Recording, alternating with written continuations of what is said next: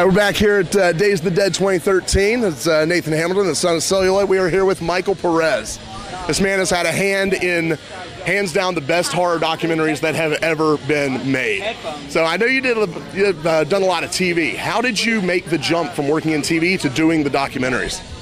Well, it really, working on television, when I first moved to LA, the first person I ever really met was Tuesday Night, who was the star of Nightmare 4, and I got a couple singing gigs with her. Cool.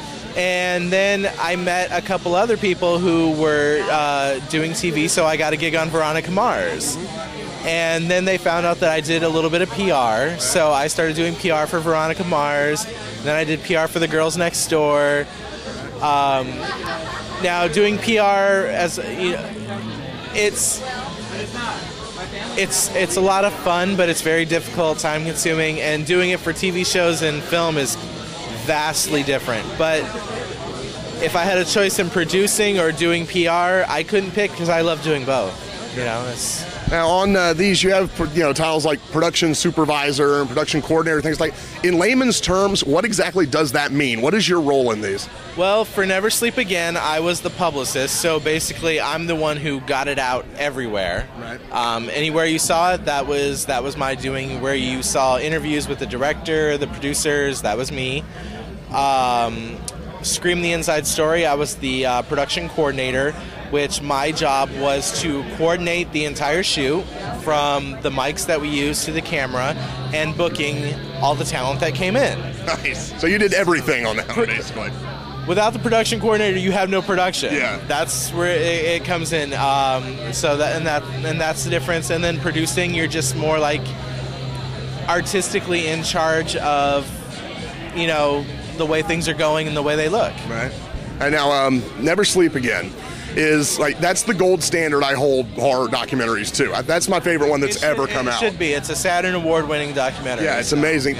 When you first started making that, did you have any idea it was going to be such a big project? 'Cause, I mean, it's 4 hours long. It's a big movie. Did you know it was going to be that big? Well, you know what? I didn't even know about it at first. My producing partner, Tommy Hudson, who produced it and wrote it, I happened to represent with my PR firm a couple of people that happened to be in Nightmare on Elm Street. Brooke Bundy, Tuesday Night, and Kelly Jo Minter, Sean Greenblatt, and a few others.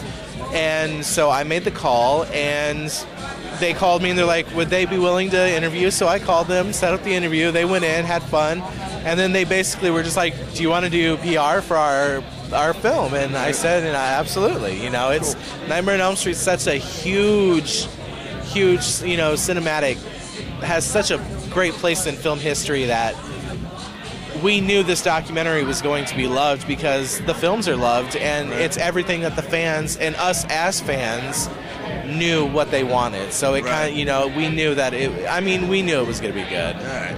Now, toot. Yeah. Now, more brains, but product placement right here. Plug this. You should own this.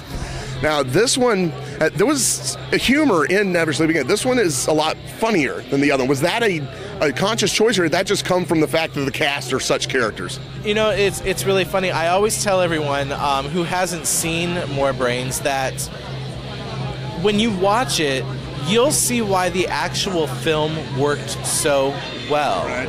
Because each of these individuals are such unique characters in their own place as opposed to acting, and they just merge, and they all work well together, and they all have funny stories, and it was just natural. That's why the original movie, they didn't intend it, but it happened. It came out funny, as did the documentary. We had no intentions. We had serious questions. Right. And serious questions brought out funny stories. Yeah. Miguel, how many times did he say titties, in the documentary? Titties. Yeah. Now, for a film like More Brains or Never Sleep Again, how much raw footage do you have to go through to get it down to the movie? Like, how many hours would you say gets shot total?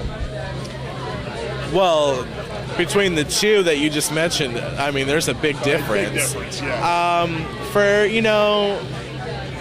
I'd say for More Brains, I think, it was probably a little over 20 hours of footage. Wow. But as you can imagine, Never Sleep Again, Robert Englund's interview alone, what you don't see was 2 full days of shooting.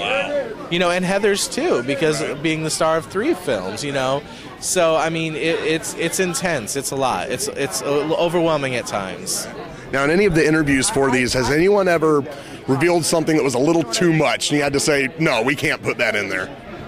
No, because the point of doing this is to really to get the story out there. I mean, you know, it's if one person brought something up and no one else talked about it, we'd probably cut it, because obviously maybe it's something that no one should be talking about, right?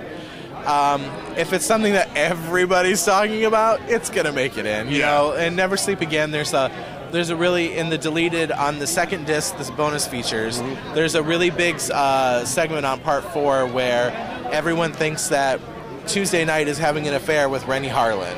Nice. And she's not at all. Right. She did not. They're just really have been and talked about it. I mean, they really expressed, you know, oh, Tuesday this, Tuesday that. Tuesday had the attention of the director. I was in a scene, and then Tuesday gave me a look and talked to Rennie, and then I wasn't in the scene anymore. Right. Tuesday will say, I have no idea what they're talking about, because that wouldn't be, you know, Tuesday only had so many scenes with those actors. You know, she was only with the couple. So, you know, people talk, I mean, things don't make it in.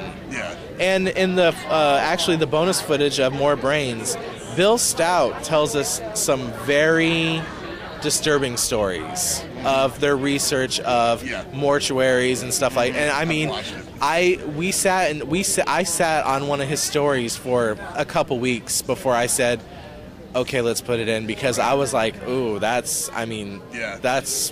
harsh. That, I mean, people don't want to know that. You know, they don't want to think that whoever just recently passed away in their family that's going on, and you know, and stuff like that. So, but you know, it is what it is, and we have to give the fans what they want. Yeah.